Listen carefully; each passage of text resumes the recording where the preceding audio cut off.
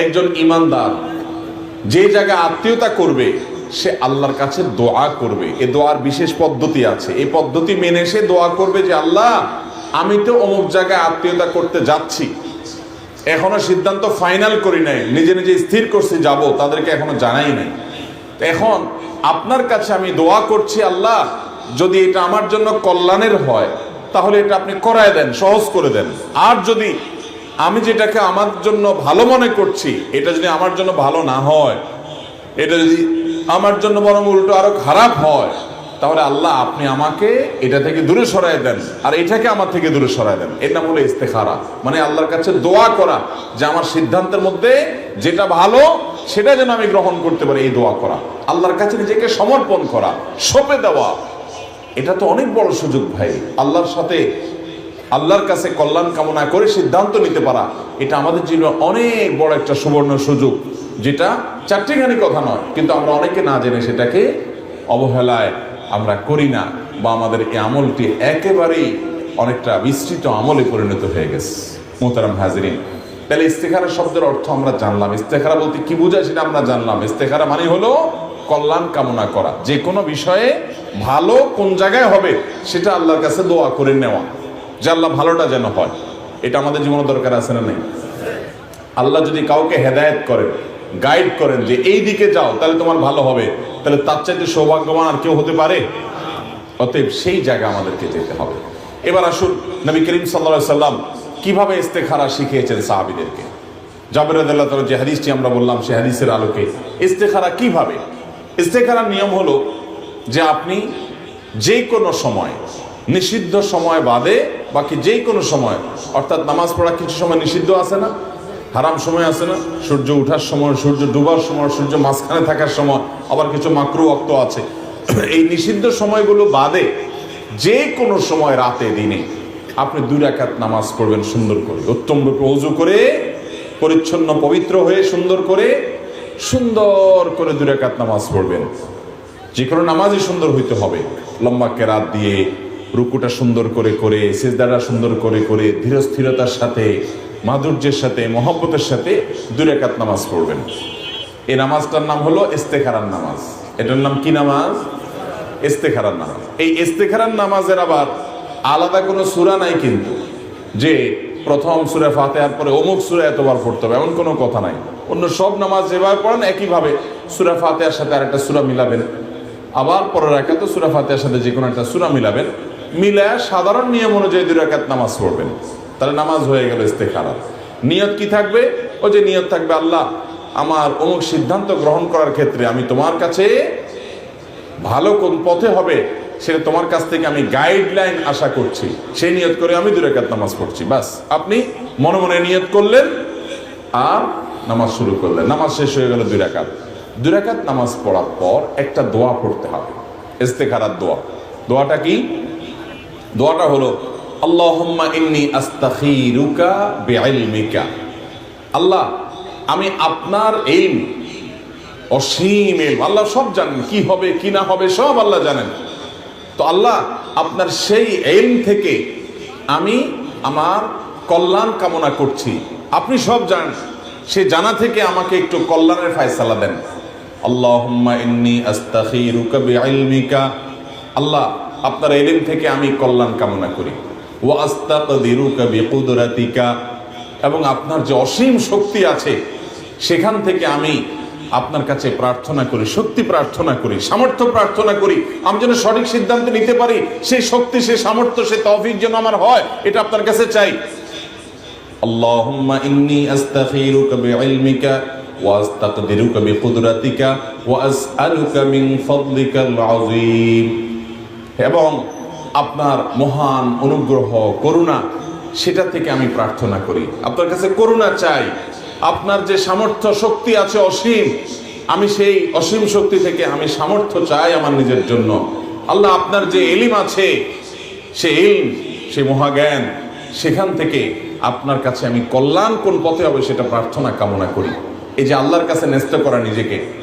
আল্লাহুম্মা ইন্নী আস্তাখিরুকা বিইলমিক ওয়া আস্তাকদিরুকা বিকুদরাতিক ওয়া আসআলুকা মিন ফাদলিকাল আযীম ফাইন্নাকা তাকদির কেন আপনার কাছে সত্যি প্রার্থনা করি? কারণ আপনি পারেন। ওয়ালা আকদির, আমি পারি না। আমি অনেক সময় যোগ বিয়োগ করে একটা হিসাব মিলাই, দেখা যায় হিসাব উল্টে যায়। ফাইন্নাকা তাকদির ওয়ালা আকদির, কারণ আল্লাহ আপনি পারেন, আমি সেটা পারি না। ওয়া তা'লাম ওয়ালা আ'লাম, আর আপনি সব জানেন, আমি কিন্তু সব জানি না। ফাইন্নাকা আনতা আল্লামুল গুয়ুব, কারণ আপনি গায়েবের ইলম রাখেন, গায়েব সম্পর্কে মহা জ্ঞানের অধিকারী। কি হবে না হবে এই সব আপনি জানেন। এই জন্য আপনার কাছে আমি নিজেকে সমর্পণ করছি যে আমার এই কাজটাতে কল্যাণ কোথা হবে, আপনি আমাকে ফয়সালা দেন। আল্লাহুম্মা ইন্নী আস্তাগফিরুকা বিইলমিক ওয়া আস্তাকদিরুকা বিকুদরাতিক ওয়া আসআলুকা মিন ফাদলিকাল আযীম ফাইন্নাকা তাকদির ওয়া লা আকদির ওয়া তা'লামু ওয়া লা আ'লাম ওয়া আনতা আল্লামুল গুয়ুব। আল্লাহুম্মা ইন কুনতা তা'লামু আন্না হাযাল আমর, আল্লাহ যদি আপনি জানেন যে আমার অমুক কাজটা, বিয়ে অথবা ব্যবসা, আল্লাহ আমার অমুক কাজটা যেটা আমি করতে যাচ্ছি বা যে সিদ্ধান্তটা আমি নিতে যাচ্ছি, আল্লাহুম্মা ইন কুনতা তা'লামু আন্না হাযাল আমরা খায়রুল লি ফি দীনি ওয়া মাআশি ওয়া আকিবাতি আমরি ফায়াসসিরহু লি। আল্লাহ যদি আমি যে কাজটা করতে যাচ্ছি, হাজাল আমরা যখন বলবো তখন ওই কাজটার কথা উল্লেখ করব বা মনে মনে অন্তত স্মরণ করবো, আল্লাহ আমার অমুক কাজটা, তখন মনে মনে চিন্তা করবেন কোনটা, তাহলে অমুকের সাথে ব্যবসা করব কিনা, অমুক জায়গায় ইনভেস্টটা করব কিনা, অমুক দেশে ভিসাটা নেব কিনা, অমুক জায়গায় আমি এখন যাব কিনা, এই কাজটা এই মুহূর্তে করব কিনা, অমুক জায়গায় আত্মীয়তা করব কিনা, এই বিষয়টাকে তখন মাথায় আনতে হবে। কোনটা নিয়ে আমি আল্লাহর কাছ থেকে ইস্তেখারা করছি ওইটা চিন্তা করব। আল্লাহুম্মা ইন কুনতা তা'লামু আন্না হাযাল আমরা খায়রুল লি ফি দীনি ওয়া মাআশি ওয়া আকিবাতি আমরি ফায়াসসিরহু লি ওয়াকদুরহু লি। আল্লাহ আমার অমুক কাজটা, এটা যদি আপনি মনে করেন আমার জন্য ভালো হবে, আমার ধর্মের জন্য, আমার দিনদারিতার জন্য, যে এই কাজ করলে আমার দিনদারিতার কোনো ক্ষতি হবে না, আমার দুনিয়ার জন্য কোনো ক্ষতি হবে না, এবং শেষ পরিণতি, ফাইনাল রেজাল্ট এবং ফলাফলের দিক থেকেও এই কাজে আমার কোনো ক্ষতি হবে না, এটাতে আমার ভালো হবে, এরকম যদি আপনি মনে করেন বা আপনার ইলমে যদি সেরকমই থাকে, তাহলে ফায়াসসিরহু লি, তাহলে সেই কাজটা, ফাকদুরহু লি ওয়া ইয়াসসিরহু লি, তাহলে সেই কাজটা আপনি আমার তাকদিরে দেন, আমার জন্য নির্ধারণ করে দেন এবং আমার জন্য সেটাকে সহজ করে দেন। সুম্মা বারিক লি ফি, এরপর আমাকে এর মধ্যে বরকত দান করেন। আবারও বলছি, আল্লাহুম্মা ইন কুনতা তা'লামু আন্না হাযাল আমরা খায়রুল লি ফি দীনি ওয়া মাআশি ওয়া আকিবাতি আমরি ফাকদুরহু লি ওয়া ইয়াসসিরহু লি সুম্মা বারিক লি ফি। আল্লাহ অমুক কাজটা যদি আমার জন্য ভালো হবে, আপনার ইলমে যদি সেটাই থাকে, তাহলে সেক্ষেত্রে সেই কাজটা আমার জন্য ফয়সালা করে দেন, ওই কাজটা আমার জন্য সহজ করে দেন এবং সেই কাজে আপনি বারাকা দান করেন, কল্যাণ দান করেন। কত সুন্দর দোয়া। পরের অংশ হলো ওয়া ইন কুনতা তা'লামু আন্না হাযাল আমরা শাররুল লি ফি দীনি ওয়া মাআশি ওয়া আকিবাতি আমরি।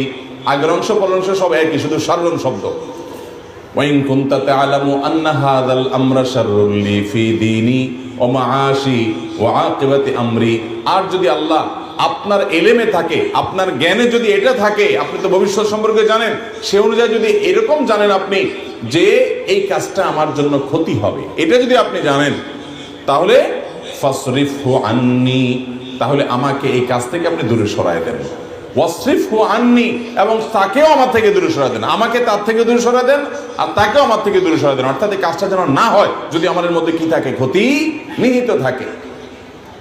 وإن كنت تعلم أن هذا الأمر شر لي في ديني ومعاشي وعاقبة أمري, আমার ধর্মের জন্য, দিনদারিতার জন্য, আমার আখিরাতের জন্য, আমার দুনিয়াদারিতার জন্য এবং এই কাজের শেষ পরিণতির দিক থেকে এই কাজটা যদি আমার জন্য ক্ষতিকর হয়, অমঙ্গলের হয়, তাহলে আল্লাহ এটা আপনি আমার থেকে দূরে সরায় দেন এবং আমাকে তার থেকে দূরে সরায় দেন। ফাসরিফনি আনহু ওয়াসরিফহু আন্নি, আল্লাহ আমাকে আপনি তার থেকে দূরে সরান এবং তাকেও আমার থেকে দূরে সরাই দেন। ওয়াকদুর লিল খায়র হাইসু কান, এবং আমার জন্য যেখানে কল্যাণ আছে এই বিষয়ে আপনি সেখানে আপনি আমার জন্য ফয়সালা করেন। সুম্মা রাদ্দিনি বি, এর উপর আমাকে আপনি সন্তুষ্ট করে দেন, আপনার ফয়সালার প্রয়োজন আমি আবার সন্তুষ্ট হয়ে যাই, সেই তৌফিক দান করেন। কত চমৎকার একটা দোয়া, কত চমৎকার একটা আমল, আমরা করি না, করা হয় না। আমি পুরো দোয়াটা আবার বলছি। আল্লাহুম্মা ইন্নী আস্তাখিরুকা বিইলমিকা ওয়া আস্তাকদিরুকা বিকুদরাতিকা ওয়া আসআলুকা মিন ফাদলিকাল আযীম ফাইন্নাকা তাকদিরু ওয়া লা আকদির ওয়া তা'লামু ওয়া লা আ'লাম ওয়া আনতা আল্লামুল গুয়ুব। আল্লাহুম্মা ইন কুনতা তা'লামু আন্না হাযাল আমরা খায়রুল লি ফি দীনি ওয়া মা'আশি ওয়া আকিবাতি আমরি ফায়াসসিরহু লি ফাকদুরহু লি ويسره لي ثم بارك لي فيه وإن كنت تعلم أن هذا الأمر شر لي في ديني ومعاشي وعاقبة أمري فاصرفني عنه واصرفه عني ثم اقدر لي الخير حيث كان ثم ردني به। তাহলে এই দোয়াটার মাধ্যমে আমরা আল্লাহর কাছে কল্যাণ চাইবো, অকল্যাণ থেকে পানাহ চাইবো, বাস ইস্তেখারা হয়ে গেছে। 2 রাকাত নামাজ পড়বেন আর এই দোয়াটা অর্থ বুঝে বুঝে পড়বেন। মুখস্থ পড়তে পারেন না, কোনো অসুবিধা নেই, দেখে দেখে পড়েন, তাহলে ইস্তেখারা হয়ে যাবে। যে কোনো বিষয়ে সিদ্ধান্ত নেওয়ার জন্য ইস্তেখারার এই নামাজ, এই দোয়া কয়বার পড়বেন? উত্তর হলো যতক্ষণ পর্যন্ত সিদ্ধান্তহীনতায় ভুগবেন ততক্ষণ পর্যন্ত এটা কন্টিনিউয়াসলি করতে থাকবেন। এমনও হতে পারে দিনে 2 বার 4 বার করলেন, এমন হতে পারে 1 সপ্তাহ ধরে আপনি করতে থাকলেন, যতক্ষণ পর্যন্ত বিষয়ে ফয়সালা আল্লাহ তাআলা আপনার অন্তরে না ঢালবেন, আপনার অন্তরে আল্লাহ তাআলা সিদ্ধান্ত না দিবেন, আপনাকে স্যাটিসফাইড না করবেন, মন কোনো একদিক না ঝুঁকবে, ততক্ষণ পর্যন্ত আপনি এটা করতে থাকবেন। এরপরে ধরুন আপনার যদি ওই কাজটার দিকে মন ঝুঁকে যায় বা ওই কাজটা হয়ে যায়, আপনার ইস্তেখারা যদি সুন্দরভাবে হয়ে থাকে, পদ্ধতিটা যদি সঠিক হয়ে থাকে, তাহলে আপনি নিশ্চিত জেনে রাখেন ইনশাআল্লাহ আল্লাহ আপনার ইস্তেখারা কবুল করে থাকলে যা হয়েছে এর মধ্যেই আপনার কল্যাণ নিহিত আছে। আর যদি কাজটা না হয় ইস্তেখারা করার পর, তাহলে বুঝবেন এটা না হওয়ার মধ্যে আপনার জন্য কি আছে? কল্যাণ আছে। আমরা অনেকে ইস্তেখারা করার পর আমরা মনে করি যে স্বপ্নে আমাকে দেখতেই হবে, অথচ এটা জরুরি না। ইস্তেখারার জন্য স্বপ্ন দেখা কি না জরুরি না? হ্যাঁ, এটা ঠিক যে আল্লাহ তাআলা ঈমানদারকে এমন সব স্বপ্ন দেখান যেখান থেকে সে সুসংবাদ গ্রহণ করে। এগুলোকে মুবাশশিরাত বলা হয়েছে হাদিসের ভাষায়। কিয়ামতের আগে মুবাশশিরাত বেশি বেশি দেখবে ঈমানদাররা, অর্থাৎ স্বপ্ন থেকে সে সুসংবাদ গ্রহণ করবে, স্বপ্ন থেকে ইন্ডিকেট পাবে, ইন্ডিকেট আল্লাহর তরফ থেকে বিভিন্ন রকমের দিক নির্দেশনা পাবে। স্বপ্ন থেকে আল্লাহ, স্বপ্নের মাধ্যমে আল্লাহ তাআলা বান্দাকে অনেক সময় গাইড করেন, তোমার এটা এইদিকে যাওয়া উচিত, ওইদিকে যাওয়া উচিত না। ইস্তেখারা করলে অনেক সময় এরকম স্বপ্ন দেখে মানুষ, যেটা দেখে স্বপ্নের ব্যাখ্যা যারা বুঝেন তারা বলতে পারেন যে এখান থেকে এই ইঙ্গিতটা পাওয়া গেছে, এখান থেকে এই দিকটা তোমাকে যেতে বলা হচ্ছে। আবার এটাও জরুরি না যে সবাই স্বপ্নে দেখবে, স্বপ্ন দেখার জন্য অপেক্ষা করার কোনো দরকার নেই। ইস্তেখারার নামাজ পড়বেন, ইস্তেখারার দোয়া পড়বেন, এরপর আপনি আপনার কাজটা র্যান্ডমলি করতে থাকবেন। ইনশাআল্লাহ যদি কল্যাণের হয় সহজ হয়ে যাবে, বাধাগ্রস্ত হয়ে গেছে বুঝবেন সেখানে অকল্যাণের হয়ে গেছে। এখন মুশকিল হলো ইস্তেখারা করছেন, করে একটা ব্যবসা শুরু করছেন, আল্লাহ মাফ করো ধরা খাইছেন ব্যবসায়। ইস্তেখারা করে ব্যবসা শুরু করছেন কিন্তু ধরা খাইছেন ব্যবসা, এবার কি হবে বলেন? তাহলে বুঝতে হবে হয় আপনার ইস্তেখারার ত্রুটি, আর না হলে যেই ধরা আপনি খাইছেন এই ধরা খাওয়াটা উপর দিক থেকে আপনি ক্ষতি হওয়া, এর নিচের লেয়ার বা এর অন্তর্নিহিত দিক হলো এর পেছনে আল্লাহ তাআলা আপনার কোনো না কোনো কল্যাণ রেখেছেন। অনেক ধরা খাওয়ার ভিতরে মানুষের কল্যাণ থাকে কি থাকে না? অনেক ধরা খাওয়ার মধ্যে কল্যাণ থাকে না, আবার অনেক অর্জনের মধ্যে অকল্যাণ থাকে, থাকে কি থাকে না? অনেকে দেখা যায় টাকা পয়সা কামাই করে অনেক কিছু করে ফেলছে, কিন্তু ওইটার মধ্যে তার অকল্যাণ আছে। এমন টাকা পয়সা কামাইছে যে তার টাকা পয়সার মধ্যে হাবুডুবু খেয়ে ছেলে মেয়ে সব অমানুষ হয়ে গেছে। একটা সময় সে আফসোস করে, আরে এই টাকাগুলো আমার না হলে বোধহয় পোলাটা আমার নষ্ট হইতো না। তো এরকম অনেক সময় হয় কি হয় না? ইমানদার তার তাওয়াক্কুলের মধ্যে কোনো প্রকার ঘাটতি থাকতে পাবে না। এই জন্য পরামর্শ সংক্রান্ত আয়াতের কথা আল্লাহ বলেছেন যে ফাইদা আযামতা ফাতাওয়াক্কাল আলাল্লাহ, যখন প্রতিজ্ঞা করে ফেলবেন কোনো কাজ করার ব্যাপারে তখন আর কোনো হেজিটেশন নাই, আল্লাহর উপরে ভরসা, বাস ইন্নাল্লাহা ইউহিব্বুল মুতাওয়াক্কিলিন, কারণ আল্লাহ তাআলা তার প্রতি ভরসাকারীদেরকে পছন্দ করেন, ভালোবাসেন। অতএব ভাইরা, ইস্তেখারা করব তো ইনশাআল্লাহ। ইস্তেখারা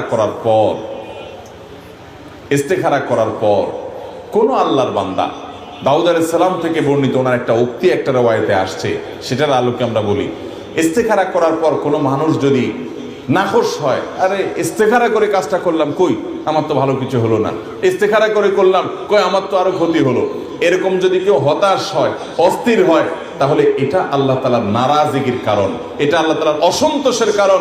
বহু আমাদের দৃষ্টিতে আমাদের অকল্যাণ বাহ্যিকভাবে উপরের লেয়ারে দেখেতে আমাদের অকল্যাণ মনে হয়, কিন্তু তার পেছনে কল্যাণ লুকায়িত থাকে।